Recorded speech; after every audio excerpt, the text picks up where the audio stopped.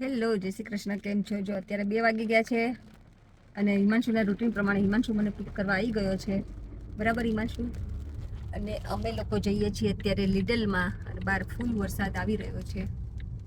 લીડલમાં એટલે જઈએ છીએ કે અત્યારે અમારી એક હિમાંશુની ફ્રેન્ડ છે ને જીતુભાઈની લોકો ચા પાણી કરવા આવવાના એટલે મેં આ વખતે દાબેલી બનાવી તો દાબેલી ભાવ લીધા જઈએ. હમણાં એમની કેટલા ટાઈમથી આપણી દાબેલી ખાધી નથી.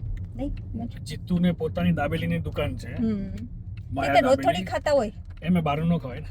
હા, બહારનું ન ખવાય એટલે ઘરની બનાવેલી આજ ખવડાવું જીતુભાઈને. તો ચાલો બધા મળીએ લીડલમાં. લીડલમાં મેંગો એટલે હું કઈ લેતી નથી, ખાલી કહું છું એમ કે ફર્સ્ટ ટાઈમ મેં જોઈ લીડલમાં. અમે લોકો જો લીડલમાં શોપિંગ કરવા ગયા હતા ને તો અમે ફર્સ્ટ ટાઈમ અમે લોકોએ તો ક્યારેય જોઈ નથી, પણ ખબર નહીં બીજા કોઈ જોયું હોય કે ના જોયું હોય. પાકી કેરી હતી હે ને હિમાંશુ? પહેલી વખત જોઈ અમે. તમે કોઈ આઉટસાઇડ કન્ટ્રી રહેતા હોય લીડલ કે ટેસ્કોમાં પાકી કેરી જોઈ છે કે નહીં પ્લીઝ કોમેન્ટ કરજો. મેં તો નથી જોઈ.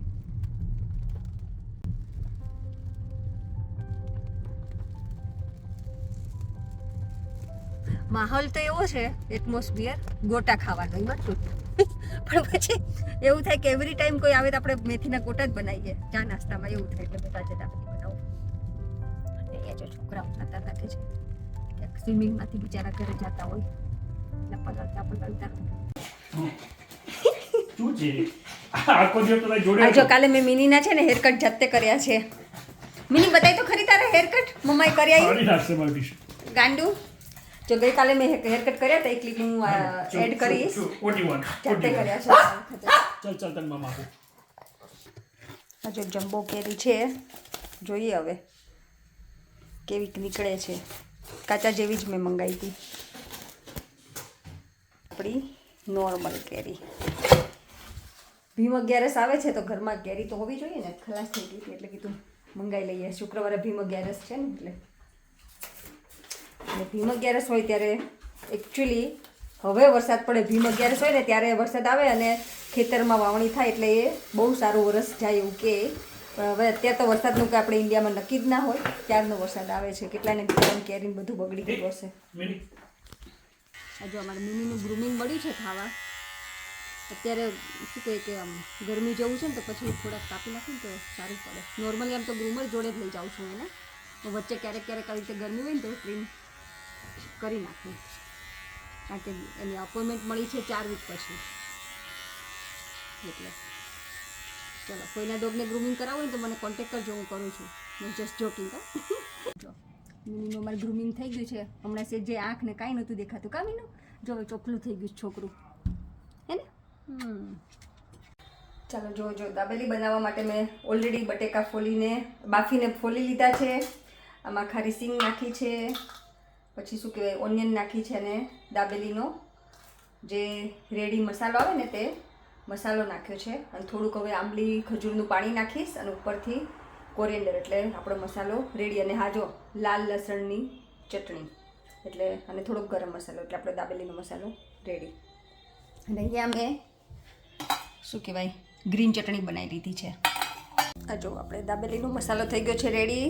અને અહીંયા મેં પાઉની અંદર લગાવવા માટે ચટણી રેડી કરી દીધી છે. આ ચટણીની અંદર મેં ખજૂર આંબલીની ચટણી, કેચઅપ અને આપણે જે મેં ગ્રીન ચટણી બનાવી હતી ત્રણેય ચટણી મેં મિક્સ કરી છે.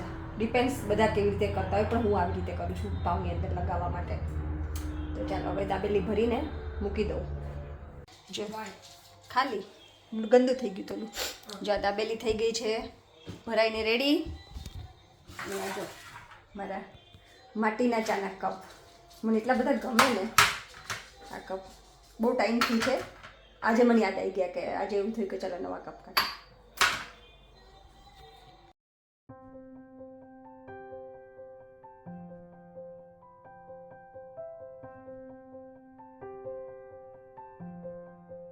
જો અમારે મહેમાન આવી ગયા છે અને ચાર્મીબેન દાબેલી મળ્યા છે તળવા. આરતી તો નવરી પડી નહીં મહેમાનને પ્રોપર લઈ આવવા માટે. આરતી કેમ કે તો મહેમાન કે એ કરવું પડે ને આપણે. એટલે કે મહેમાન કે ફરવા લઈ જવા પડે. સાચી વાત છે. મેં દિલાય હવે ચા પાણીનો જ મેળ કરવા દેવો કોઈ નતર એ મહેમાન કાલ જતા રહેશે. હા પડે એટલે મેં પેલા પૂછ્યું તું. ના તું નથી ખાતો? એ કાચા કાંદા દેખાય છે ઓ તો રેવા દે દક્ષુ ખાઈ જાય છે. અડધી ખાઈ લેવું સોરી મને એમ કે બધા ખાય જ છે એટલે આ જો બધા બેસી ગયા છે જીતુભાઈ આ આપણે જીતુભાઈ માયા દાબેલી વાળા છે એટલે પણ એમ તો કોઈ જીતુભાઈ માયા દાબેલી વાળા છે પણ અમે કીધું જીતુભાઈને આપણે એવું કહીએ ને કે આ ઘરનું પણ ક્યારેક ક્યારેક ખાવું જોઈએ હા ત્યાંનું રોજ ખાતા એટલે ક્યારેક ક્યારેક ઘરનું ખાવું જોઈએ આને કેટલી મજા આવે સાચી વાત છે તો મજા જ આવે ને નહીં મહેમાન આવ્યા છે ને આજે ચા નાસ્તામાં ચા તો હજી બને જ છે પણ આપણે દાબેલી જીતુભાઈ માયા દાબેલી વાળા જીતુભાઈ છે ને એમને આપણે હોમમેડ દાબેલી આજે ખવડાવવાની છે ક્યારેક ક્યારેક હેલ્ધી ખાતા શીખવાડું જીતુભાઈ વાહ બહારનું ન ખવાય એટલે જીતુભાઈ એવું કહું ક્યારેક ક્યારેક ઘરનું ખાવું જોઈએ બરાબર જીતુભાઈ અમને હમણાં કોઈ હેલ્ધી પીઝા ખવડાયા ડાયટિંગના પીઝા છે 19 ના પીઝા પણ ટેસ્ટ કેવો લાગ્યો એ કેવો કરો જીતુભાઈ સરસ સરસ આપણે વિપુલભાઈ પૂછે બોલો તમે માયા 2 પર ના તો યાર માયા 2 કલાક થેન્ક યુ કોમ્પિટિશન આ મહેમાન તો કોમ્પિટિશન કરાવતા છે એવા છે તો જ મજા આવે તો જ મજા આવે હા, એ વાત બરાબર એકમાં વેલ્યુ ન થાય ચાલો બધા દાબેલી ખાવા માટે જો મહેમાન છે ને ચા પીવાની ના પાડતા હતા પણ આપણી ઘરે મહેમાન આવ્યા હોય અને ચા પીધા વગર જાય એ મજા ન આવે એટલે મહેમાનને ચા તો પીવડાવવી જ પડે બરાબર આવો બધા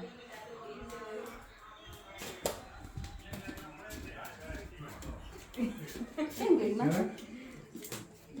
અને જો અચ્છા આ આ મહેમાન વાલી જો- છે હા આ મહેમાન જો ચા નો પીવે ને તેને છેક ઇન્ડિયા લઈ જવાની છે ચા મામી આંટી પેક કરી દો પેક કર દો ભાઈ પેક કરવાની ગેરંટી અમારી નહોતી હો. ખાલી અમારી ચા આપવાની અમે ખાલી ચા આપવાની જ જવાબદારી હતી પેક કરવાની લીધી હા.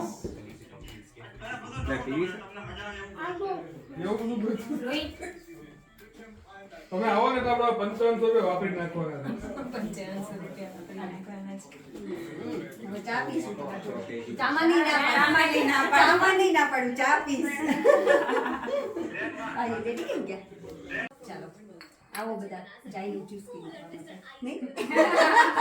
મારી ભાભી છે ને એણે મારું નામ પાડી દીધું છે મારે આપણે કઝિન બ્રધર હોય ને ભાઈ તો હું ઇન્ડિયા ગઈ હતી ને આપણે ચા પીતા તો થોડી થોડી લો તો તારું નામ છે ને ચાઇનીઝ જ્યુસ પાડી દીધું.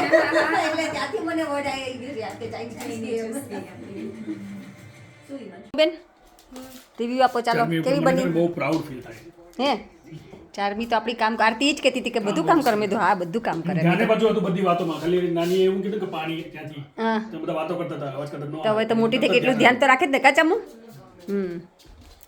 ચાલો જો મહેમાન ચા પાણી કરીને જતા રહ્યા અને આજનો વિડીયો આપણે અહીંયા જ પૂરો કરીશું જો તમને ગમ્યો હોય તો please like share and subscribe અને બધા સરસ કોમેન્ટ કરો છો તો બધાને થેન્ક યુ સરસ સરસ કોમેન્ટ કરતા રહેજો ચાલો જય શ્રી કૃષ્ણ બાય